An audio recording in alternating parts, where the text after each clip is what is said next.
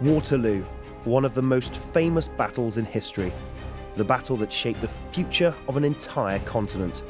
The battle that saw the final defeat of the Emperor Napoleon. How can anyone today really comprehend the sheer chaos of combat in the Napoleonic era? How can we really picture the scale of what happened here in Belgium nearly 2 centuries ago? The roar of the massed artillery, the crack of the musket fire, and the thunder of the huge ranks of cavalry, and the screams of the wounded and dying men. We'll hear about all of these in the next hour.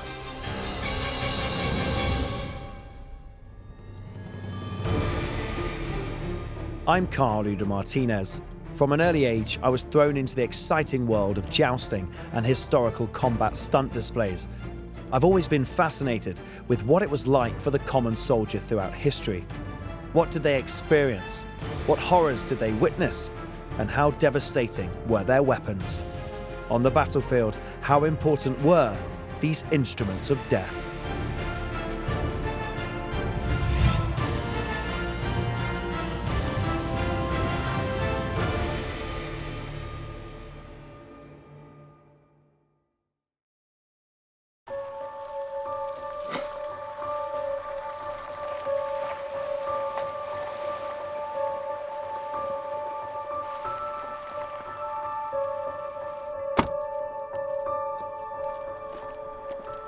So, this is it, the battlefield of Waterloo. Its most famous distinguishing modern-day feature, the Lion Mound, was actually built after the battle. In these fields, 2 huge armies, the French army and the British army and its allies, fought to the death on Sunday, June the 18th, 1815. The lead up to Waterloo started in April 1814, when Napoleon was forced to abdicate, having been defeated in France, and he was shipped off to the tiny little island of Elba. And within 10 months he'd escaped and got a ship and went to the south of France, where he gathered an enormous amount of supporters in his march to Paris.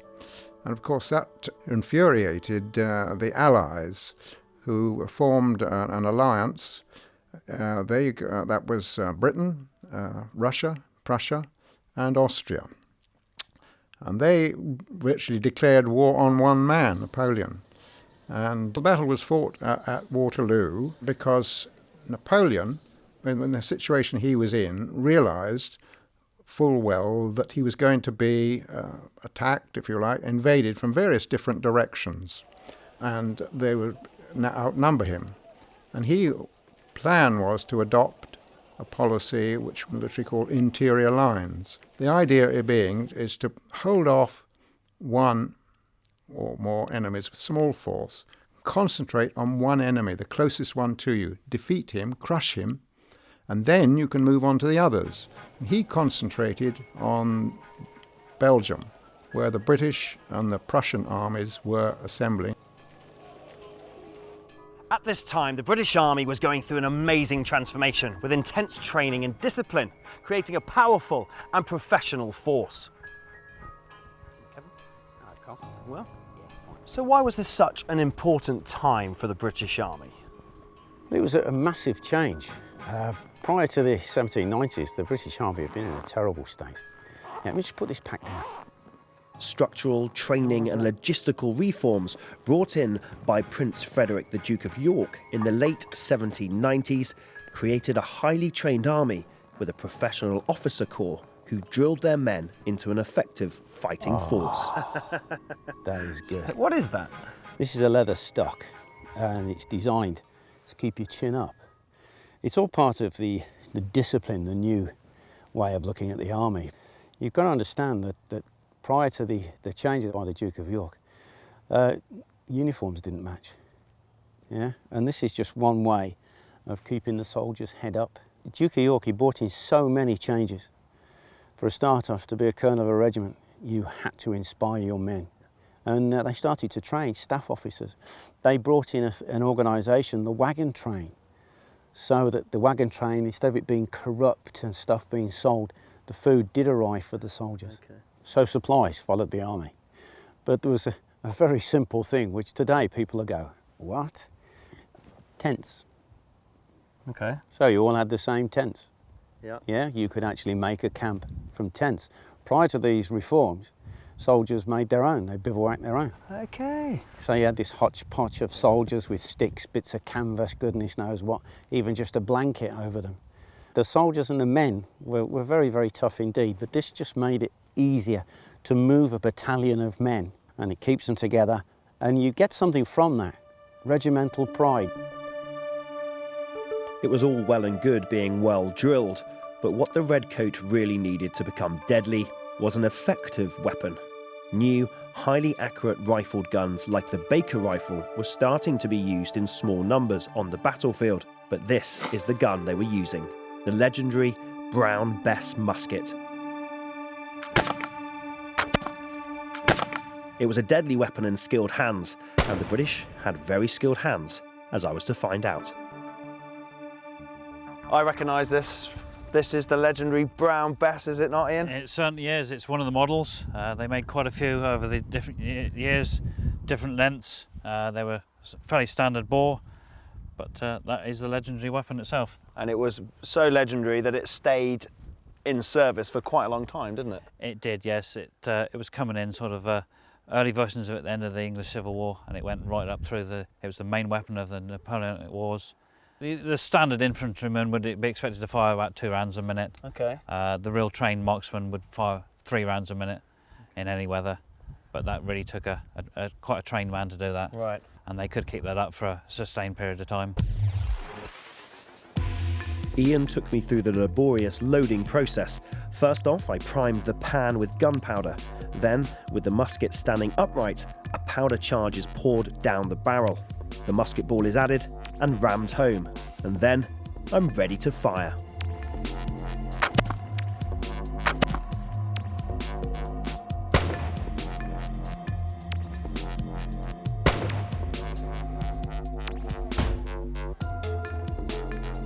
Oh, Ian, how good was that? Was that good? Did I get it? That was a pretty good shot, I would think, Where yes. did I get it?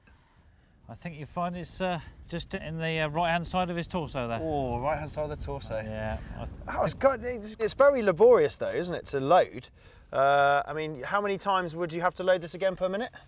Well, two rounds a minute, 3 rounds for a marksman. So. Okay. What can you do? Because I mean, Well, obviously that was the first time I've ever tried to load it. We can give it a try. I may make 3, but the pressure may Okay. slow me up. Okay. I'm not an infantryman, but we'll see what we can do. Okay.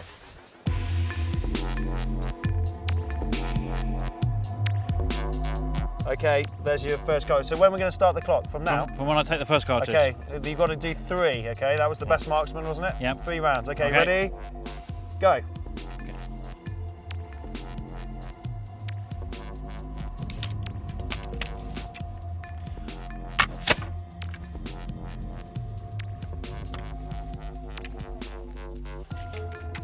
Five, 4, 3, 2, Misfire. 1. Oh, 1 minute. Oh. Last one, let's see.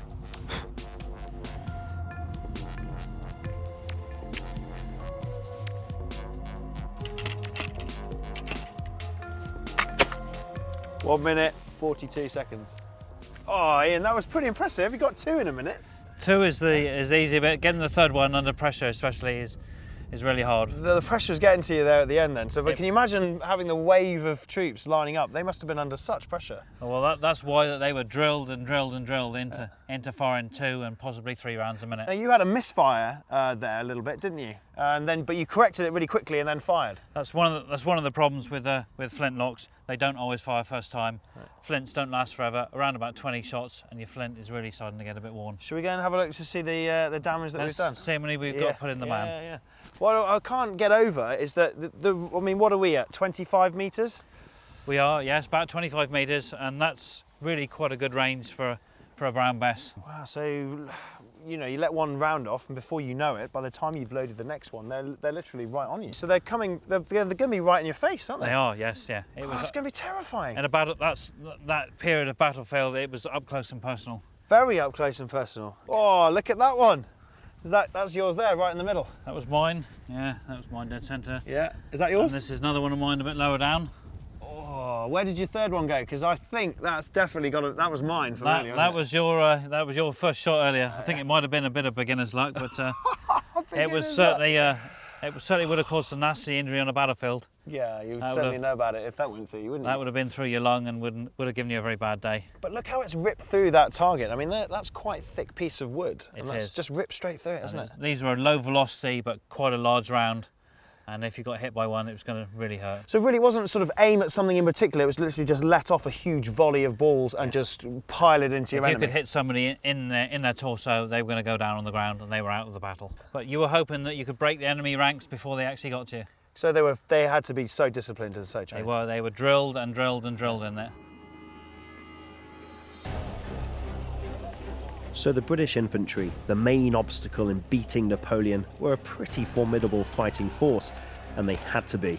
Napoleon's Armée du Nord was comprised of many veterans of the numerous victories the French emperor had achieved in the last 10 years.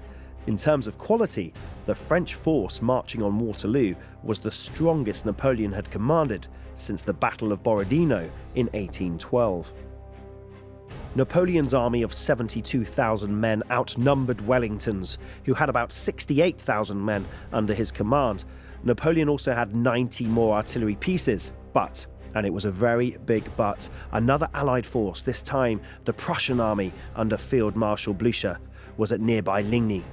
Blücher was intending to march to Waterloo to join forces with Wellington. Napoleon knew that if he was going to win, he needed to stop them, or beat Wellington, before they got there.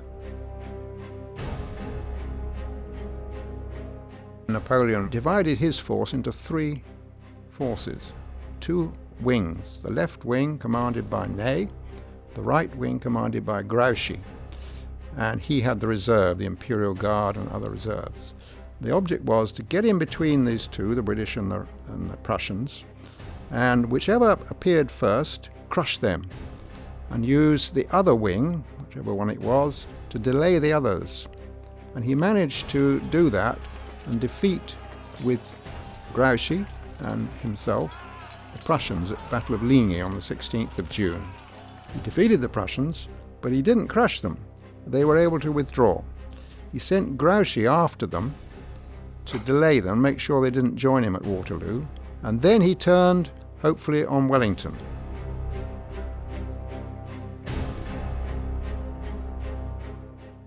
There was no doubt that Wellington's forces held the stronger position. They held the lines across this ridge here. The Duke could see the entire battlefield, something that Napoleon, from where he was positioned, couldn't do. This was to prove a huge disadvantage. Waterloo battlefield expert Liam Nolan told me more. In Spain, Wellington had developed the system of using ground to his advantage. And here at Mont Saint-Jean, there is a ridge with a forward slope, which makes it difficult for attacking troops, and a rear slope, which makes it easy to hide his troops against incoming cannon fire. So we're standing where Wellington would have been, had the height advantage of the ridge. Now Napoleon didn't. He couldn't really see the battlefield. Where was he positioned? Napoleon was positioned over here where the White House is. That house is the farm of La Belle Alliance, right, and that was Napoleon's front line. And that was on a slightly lower level of the ground? It was on a lower level to Wellington's ridge. Napoleon's objective was simply to come here and to break through the Wellington's lines in a bulldozer fashion and go straight to Brussels.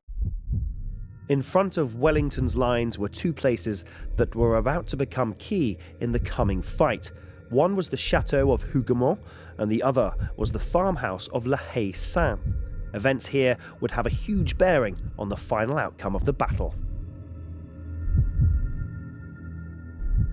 The men of both armies must have spent a miserable night before the battle, laying out in the open, trying to get some sleep, because it rained. It rained so much that when dawn broke, the ground was completely waterlogged. Because of this, Napoleon delayed his first attack to try and give the ground time to dry out. He couldn't start at 9 o'clock in the morning because the weather had been so bad for 2 days before that he was not able to get his artillery in place. Right. And he wasn't able to start the battle until 1 o'clock, his infantry attack. This was a big factor in the battle because, in fact, if he had started at 9 o'clock in the morning, the Prussians would not have been there to back him up.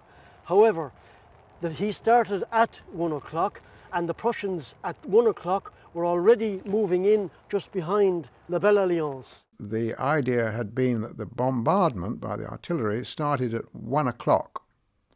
After that would be the main attack. But at about 11:30, shortly after, Riel's guns, cannons on the left, started opening fire on Hougoumont farm, which was an advanced post on Wellington's right. And then the infantry started to attack early. That could not have been done without Napoleon's authority. The battle began at about 11:30 when the Emperor gave the order for his artillery to open fire, and they let loose a huge barrage against the British lines. Later, Napoleon ordered the French infantry forward, and they began to storm the Allied position at Hougoumont. Now it was the Frenchmen's turn to face a hail of cannon shot.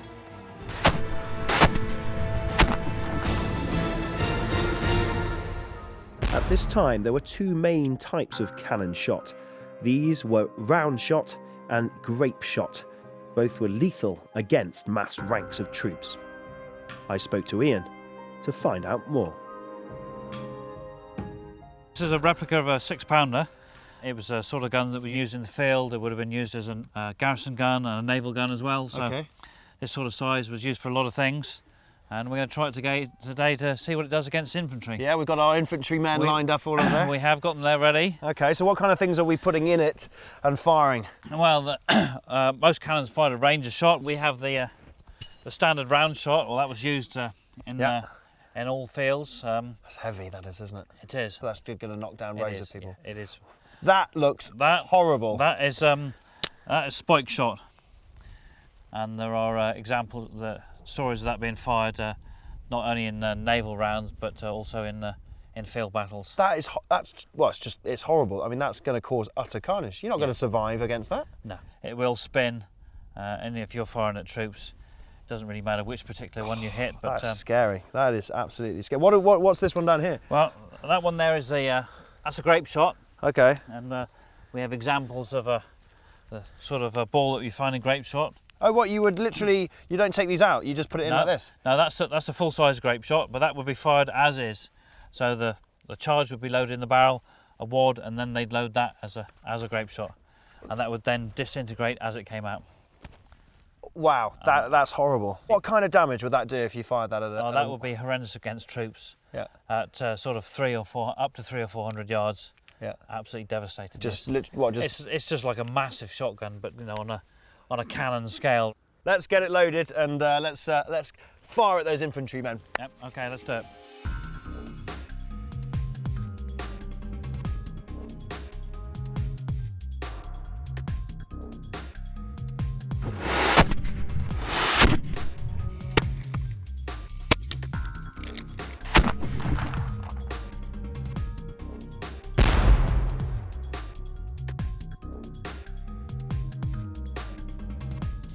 Have a look in. Oh, he's missed this guy. This guy's lucky. This guy, he's got a little edge, I think, there. But look at them. Oh, there's no way he's going to survive that. Look, it's gone straight through. Look at the size of that. That's just gone straight through his rib, straight out the other side. That's pretty good. One out of 6. Yeah. You can imagine the spread. We've gone through some of the gaps, and with the grape especially, and missed some of them. But the way the infantrymen all lined up, they were all quite close together, weren't they? If you were firing a rank of sort of several hundred men, you're going to take down quite a few. Oh, you're not just going to. And you're going to not just take down this man. You're going to take down the man behind him and the man behind him. There. I mean, it's what a destructive weapon. It is, yeah. Oh, it's carnage, isn't it? And that's a fairly small gun. They were using bigger guns even in the field. You just didn't stand a chance. They brought those bad boys out. You knew that was it. Came over right, your front men. This guy was really, really lucky. Until the next shot.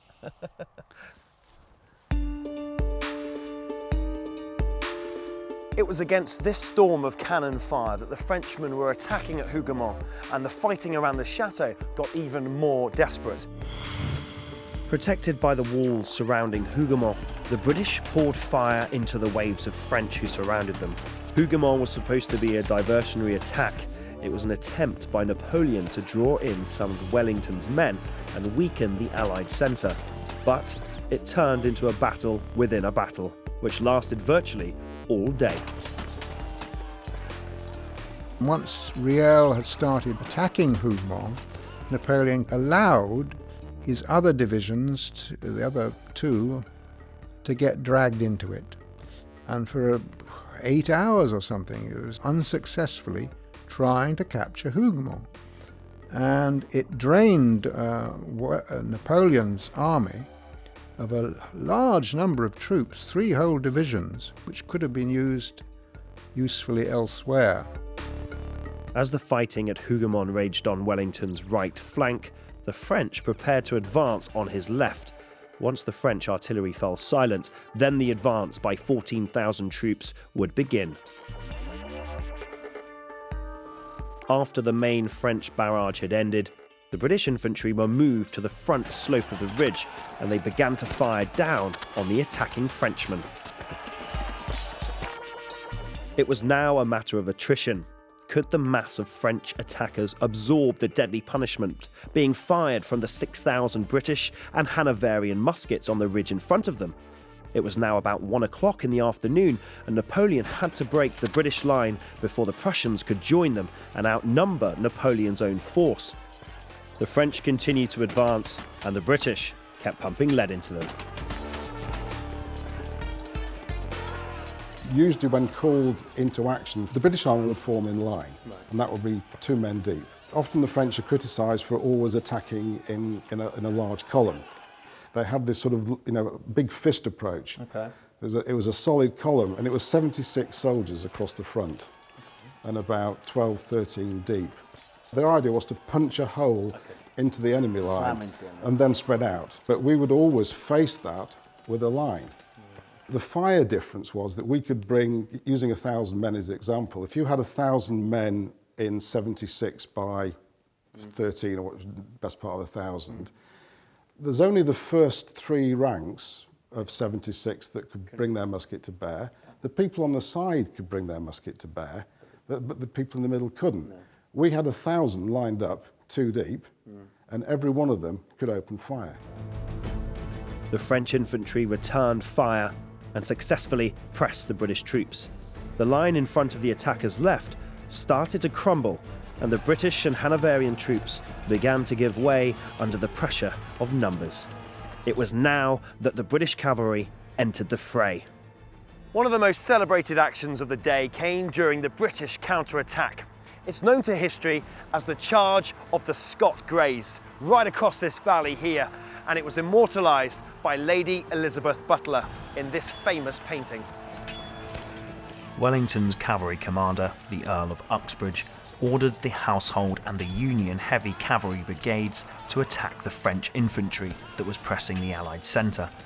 Initially held in reserve, but witnessing the 92nd Highlanders falling back in disorder, the Scots Greys joined the fray and routed a French column.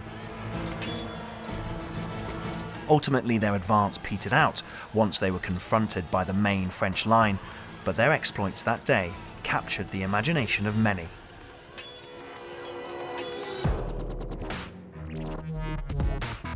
But in this age of gunpowder, how destructive was a sabre-wielding cavalryman? Equestrian expert Ed Long answered my question.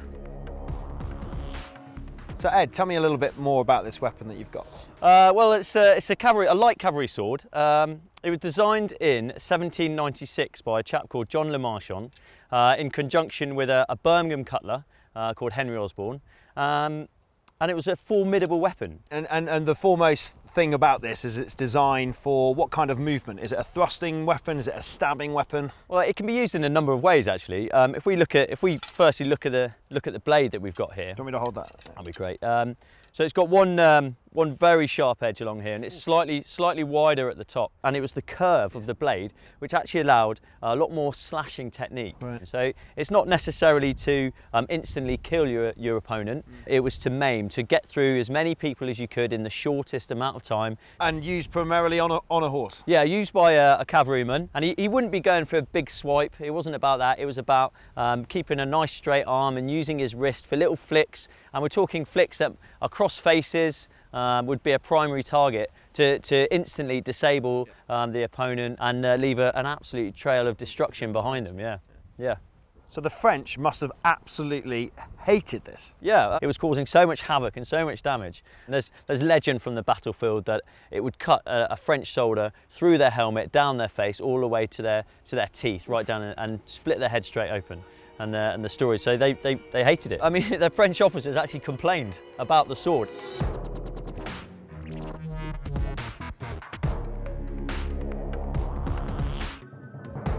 Gosh, this is a bit horrific actually. Okay, so what's the idea with this? Well, the idea is I'll ride down, as I have done with the melon, and give it a go. But why don't you take the sabre now? Yeah. And have a go. Yeah, have a go. See how far you get. See if you can make a bit of a dent. Okay, which way shall I? Yeah, maybe the leg. Maybe see if you can. Okay. Yeah. Yeah. Yeah. When you're ready. Oh. Yeah. So you can see the slashing motion there. Yeah. Look at that. And that's you from a standstill, travelling at no speed. Look how deep that's gone. That's just from me, just literally doing that. And look how far I've gone. I've got even. Oh, look at the horrific wound I've just caused. I've literally nearly chopped his leg off.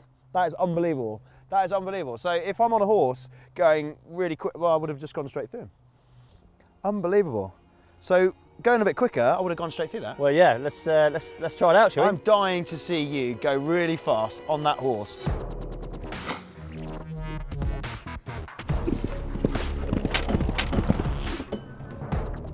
Oh, Ed, that was amazing. Look at that. Look how far you've gone through.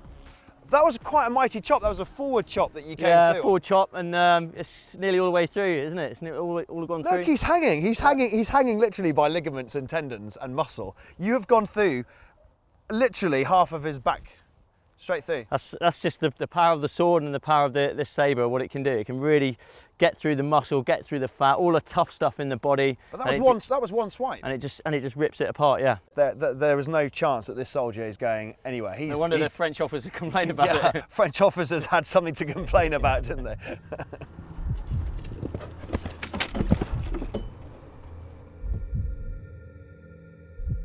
At 1:30 in the afternoon, Napoleon moved his headquarters to La Belle Alliance. When he arrived, a shock awaited him. He was told the news that Blucher's Prussian advance guard had arrived on the battlefield. It was what Napoleon had worried about the most. He was now forced to fight on two fronts. La Belle Alliance is on the same road as La Haye, Sainte, the farmhouse which was the other focal point for the fighting at Waterloo. And here it is. It's not changed much in its appearance since that day when thousands of men died trying to capture it or defend it. Time and time again, the French tried to take it. Time and time again, they were repulsed. The value of La Haye Sainte to the French was if they could capture it, take it early on, then they would have a sort of springboard right up close, within 200 yards of the centre of Wellington's line.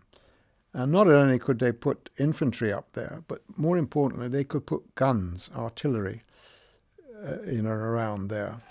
The attack on La Haye Sainte started about 1:30 in the afternoon and went on till about 6 o'clock in the evening, when the defenders were eventually forced to retire, largely due to lack of ammunition. By the time the French had actually got the farm, it was too late then for it to be used effectively, because there was too many problems going on elsewhere on the battlefield. Far too worried about the Prussians at that stage to consider Haye, Sainte. Now Napoleon needed to act swiftly before Blucher's main Prussian force arrived. He ordered 5 battalions of his famous Imperial Guards up the slopes of Mont Saint-Jean under the command of Marshal Ney. The Imperial Guard was made up of crack troops who had never before been beaten in a battle, and Napoleon threw them against the British positions. This was the last throw of his dice.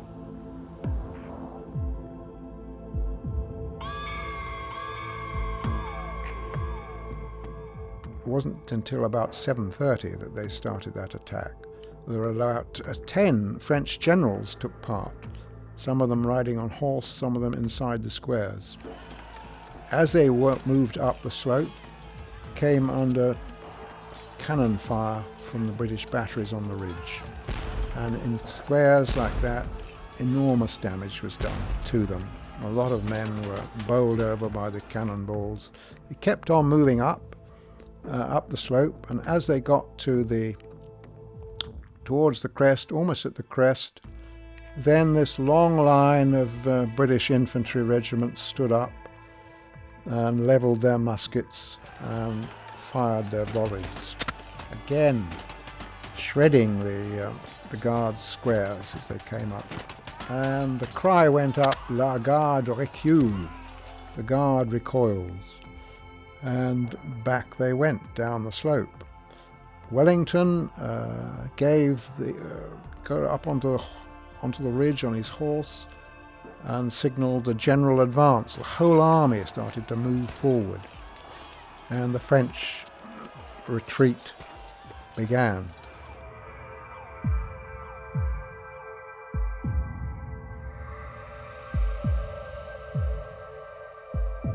This monument marks the last stand of the Imperial Guard.